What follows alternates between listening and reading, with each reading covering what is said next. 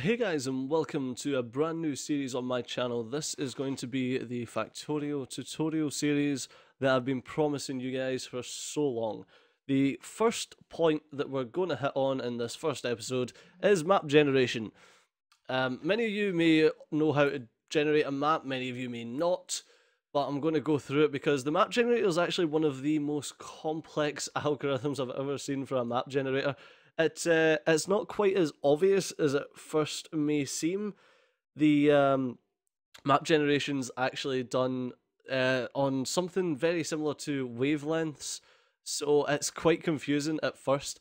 The base thing you need to remember is that frequency basically tells you how frequent you find something, but not only that.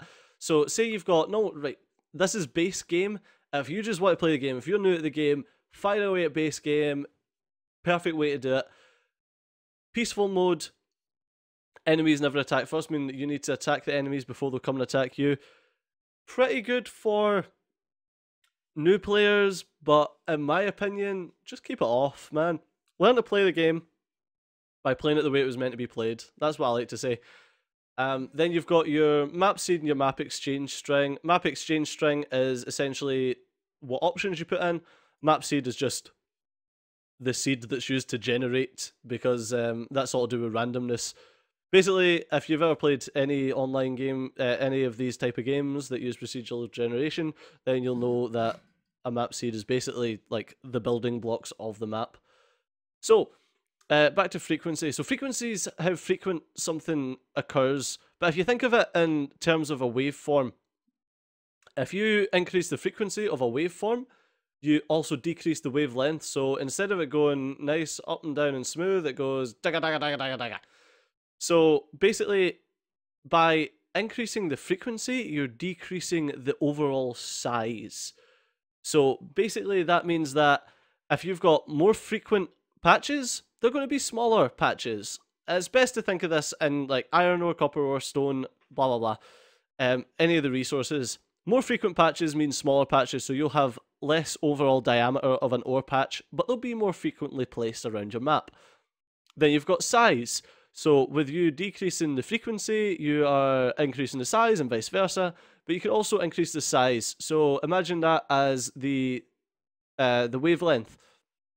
You increase the size, increase the wavelength, meaning that the same frequency that you've set will be increased in size, or decreased in size, depending on if you're trying to make it a harder or easier game. And then you've got your richness. The richness is what each little spec gives you.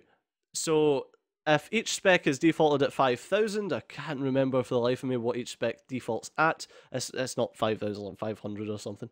Then increase in richness will increase that to say 500, 1000, 2000, and 250, like 125. That's very, very roughly what it does. And enemy bases, frequency is just the same, size just the same, although you've got to remember that as the game goes on, your enemy bases will increase in frequency, increase in size, and the richness will stay the same. The richness is basically when you kill a base, it will drop these tiny little ball things that I like to call cotton candy, and they're called alien artifacts. And if you increase the richness that to very good, then you'll get more alien artifacts per base. Very poor, you get less alien artifacts per base. The starting area is the area that you start in, surprisingly, which is essentially just the area that has no enemies in it. And you can set that to none or very small. If you set it to none or very small, the map generator can generate impossible maps. So you'll be basically, it'll be impossible for you to survive unless you've got enemies never attack first on.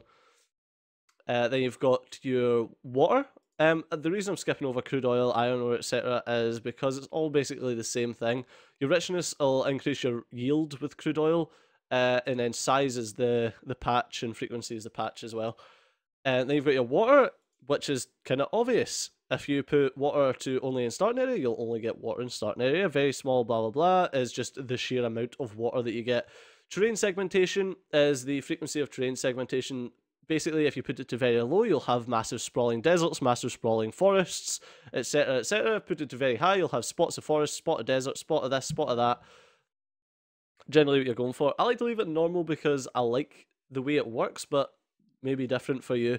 And that is basically what there is to the map generator. If you want to go more in depth into the map generation, you can visit the wiki. It will tell you exactly how map generation works, including showing you exactly how the waveform works, which is basically called a Perlin noise generator, which super complex. You don't really need to know about it to play Factorio. But if you're interested like me, then you can have a look at the Factorio wiki, which I will put a link to down below. And that is all for this episode. So, as I always ask with all my series, if you enjoyed this, then please drop a like, comment, and subscribe to the channel, and favourite, share, do all that good stuff. And please drop a comment down below if you've got anything that you want to bring up in this series. So if there's any topics that you want me to cover, from simply things like the enemy evolution scale factor, to you want me to show off a very specific way of building stuff, or a quirky but innovative way to set up backup power, perhaps, then just drop it in the comments and I'll cover it in the series. Thanks a lot for watching. I've been CG, you've been awesome, and I'll see you next time. Bye bye.